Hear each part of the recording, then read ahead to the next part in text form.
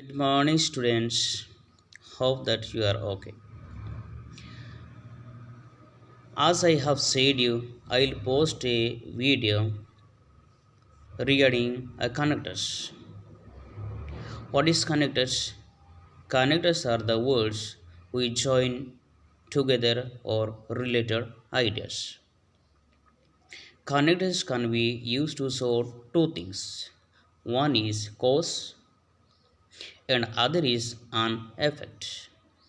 Now you can make a question me, sir, what do you mean by cause? Cause does mean the reason why happen something.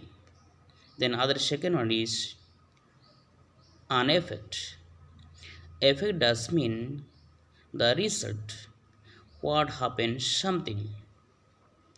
Again now you can ask me, sir, what are the connectors?